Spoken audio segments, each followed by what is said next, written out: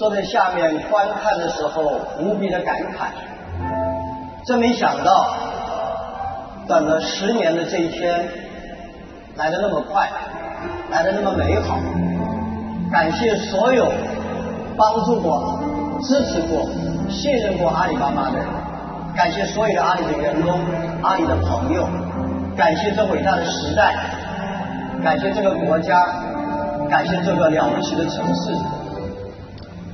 其实在下面看的时候，我发现阿里人确实越来越厉害，可能全世界很少有这么家公司的文艺演出搞得那么专业。很多人以为我们是专门搞文艺演出的，这就是阿里的文化和价值。我们是既要又要，我们不仅工作做得好，我们要玩得好，我们要会生活。感谢大家我们这样的晚会18年了，18年进步越来越大。我希望30年的时候，我们能给世界带来更多的精彩。15年以前，那时候阿里巴巴决定把这家公司要做102年，横跨3个世纪。我那时候一直在思考一个问题，如何能做到？很多人把公司的愿景是当口号、当标语，他们自己不一定信。而阿里要让自己相信我们能走102年，首先我们自己信，并且保证它能实现。那时候我们开始考虑如何传承，用制度去思考。我们走访了很多公司，研究了很多公司，全世界基本上是2条路，一般是交给下一代，或者把公司交给职业经理人。而第3条路很少人有去尝试，但我们觉得这是对的一条路，就去发现、去培养、去支持新的领导团队，用文化、用制度、用人才来保证公司的传承。为了这一天，我认真准备了10年。谢谢阿里巴巴所有管理层、领导层、员工、同事、股东、董事的信任。这不是一个心血来潮，更不是迫于什么压力。网上还有传是我害怕什么。过去20年，阿里人从来没有害怕过，我们只有敬畏对未来，对未来我们从不害怕。10年前我提出，10年以后我将离开董事长这一位，内部的同事都认为这是开玩笑，因为那时候我只有45岁。但是今天我们做到了，今天在座也有很多企业家朋友，还有很多的阿里人。我们有个希望，像在座的阿里人，30年以后，我们每年向社会输出至少1000名10年以上的阿里人，他们应该参与到社会的建设，他们到各个公司去。但是大家记住，如果你有一天也希望用制度、文化和人才来保障我们这个公司的传承，你至少今天就要开始去想，要至少准备10年时间。今天不是马云的退休，而是一个制度传承的开始。今天不是一个人的选择，而是一个制度的成功。谢谢中国企业家所有的朋友，中国企业家努力，谢谢阿里的努力，让我们有今天。谢谢大家。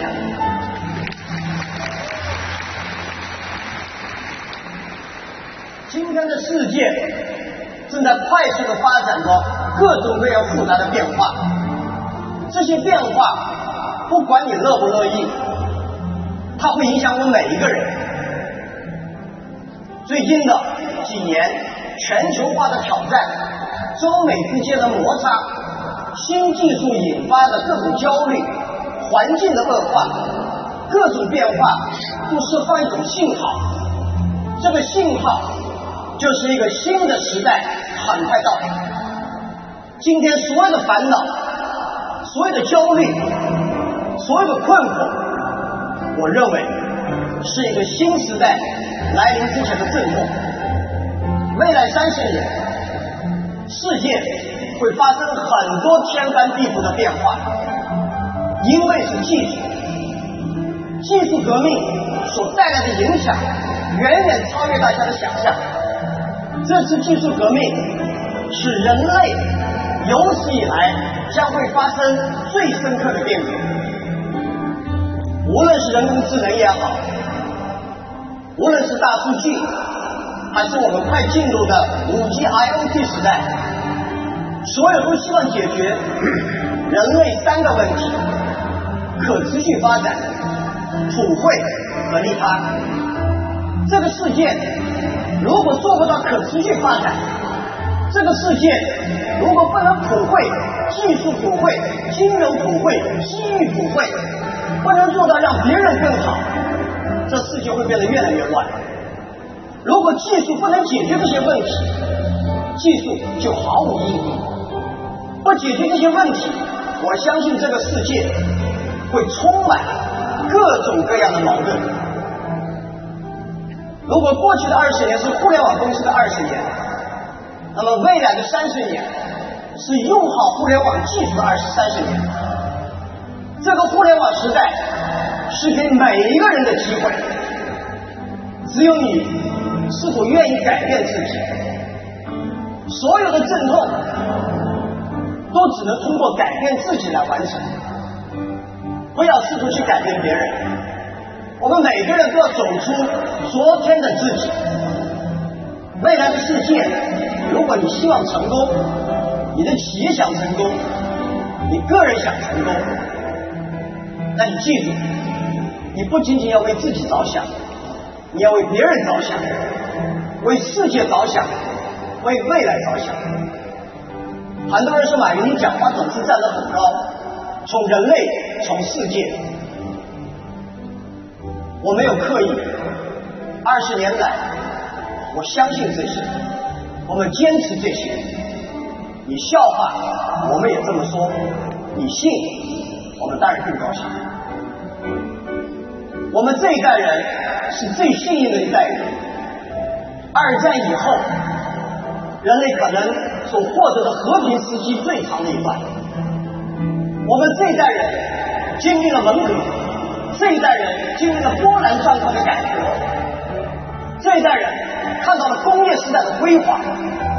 我们这一代人马上要面临挑战，进入拥抱数据时代。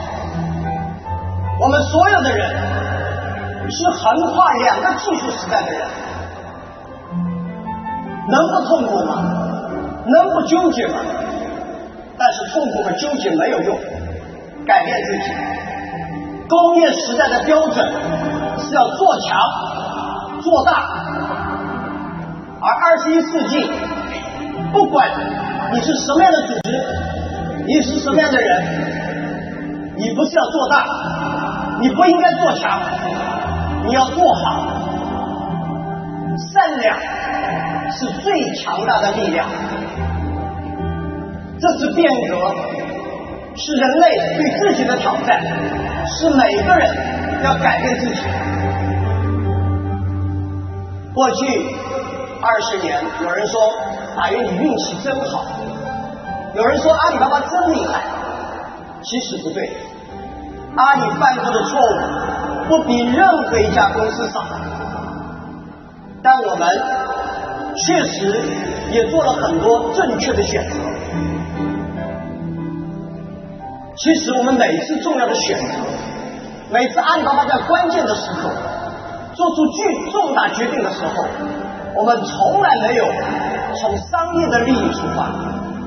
我们做的决定，阿里从20年前到现在，我们所有的决定，重要的决定都跟钱无关。我们都思考我们所做的决定，我们所投入的技术，我们所做的产品是否可以解决社会的问题，是否是按照我们的使命、我们的愿景、我们的价值观而出发。阿里人商业决定很不容易，但是价值观的选择更为痛苦。过去20年，我们经常被怀疑、被挑战，但是我们对自己、对未来坚信不疑。甚至有人说我们是永不悔改。阿里人，我们明明有很好的路要走，可以走，但我们却选择没有人走过的路，但又必须要去走的路。因为阿里不愿意做一家只能挣钱而又非常平庸的公司。未来记住，我们永远不希望自己变成一个只会赚钱的平庸的公司。我们的目标从来不是为了打败对手，而是我们希望给世界带来更好的变化。我们不想也不愿意变成一家强大的公司，我们只希望自己在社会上、在世界、在老百姓用户面前心里，我们是一家好公司。强大的公司不容易，但要做好公司更难。强公司是商业能力决定的，而好公司是担当、是责任、是善良。过去20年的努力，阿里巴巴拥有了最好的人才、最好的技术、最多的资源，但这不是我们可以炫耀的资产，这是社会对我们巨大的信任。社会把最好的人才，社会把可以开拓技术的机遇，把很多的信任给了我们。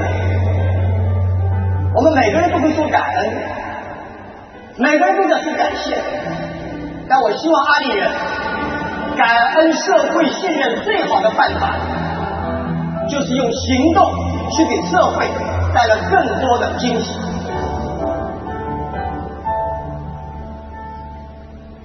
我希望未来20年，我们的责任是用好这些资源、这些人才、这些技术，让世界更加绿色，让世界更加普惠，让世界更加可持续发展，同时让我们这个世界变得更加柔软和温暖。中国的机会极其强大，很少有这么一个国家14亿的人口，很少有这个国家有统一的商业基础设施，很少有这个国家几乎任何一个省的人口就比欧洲一个国家的人口还多。我们国家解决经济最大的机会在于发展内需。如果把中国的内需发展起来，不仅让中国的经济起来，让世界的经济也会起来。内需起来靠的是市场经济，而不是政府手段。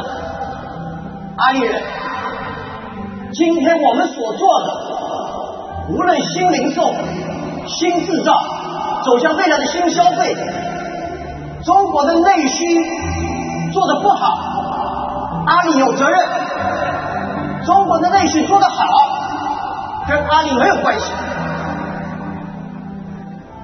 还有巨大的机会是新全球化。今天我们中国人都很自信，但是我们对自己的看法和世界对我们的看法是那么的不同。世界在害怕中国，在害怕技术，害怕强大的公司。我们希望技术是善意的，我们希望技术给人带来的是希望，而不是绝望。我们希望阿里巴巴在未来参与新一轮的全球化，给世界带去机会，给全世界的中小企业帮他们卖货，帮全世界的小老百姓获得金融的支持，让全世界的货能货通天下。这就是我们希望在全球化。我们更希望技术阿里巴巴今天已经变成了技术公司，技术的强大在于它对社会带来的价值，给人类带来的温暖。阿里云、达摩院、阿里巴巴所有的技术部门、技术人员有自己的能力、想象力，给世界带来机会。技术必须向善，我们也必须明白，14亿的人口，制造业不会给中国带来很多就业。未来中国最大的挑战是就业，大力发展现代服务业，发展更多的能够创造就业的服务业，是阿里人今天你们手上的资源、人才和技术应该全力以赴。只有担当起这些真正的重要的问题，我们才能走102年。阿里的未来不是要证明我们能赚102年的钱，而是我们要证明我们愿意担当102年的责任。只有担当102年的责任，我们才有可能赚102年的钱。谢谢大家。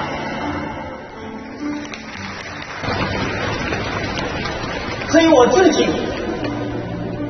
我把自己想得很明白。很多年以前，刚刚开始做阿里巴巴，我有机会去了格林威治天文台。有人跟我说：“哎，太阳系在哪里？”我没找到太阳系。然后另外一个问题说：“你说地球在哪里？”我也没找到地球。在银河宇宙系里面，我根本没找到地球。我们这些人在地球上哪里？我们啥都不是。那一刻我明白，在这个世界 we are nobody。 人生不是你取得了什么，而是你经历了什么。世界那么美好，有那么多事我都想去体验，都想去尝试一下。而且世界上还有那么多不美好、不对的事情、不尽人意的地方，我自己觉得我是要去折腾折腾。2013年我离开了 CEO 的岗位，我本以为我不会那么忙，我以为当董事长会轻松很多，没想到过去的6年我比以前更忙。我当阿里巴巴董事长不等于我退休，我是不会停下来。阿里巴巴只是我很多梦想中的一个而已。我自己觉得我还很年轻，我自己觉得有很多地方我都想去玩玩，都想去折腾。很多事情，教育、公益、环保，这些我一直在做，但我觉得我可以做得更好，花更多的时间，也许这是我应该做的事情。过了今天晚上，我就要开启新的生活。我不当这个董事长，我确实相信世界那么好，机会那么多，我又那么爱热闹，哪里舍得这么年轻就退休离场？我希望换个江湖，青山不改，绿水长流，后会有期。谢谢大家。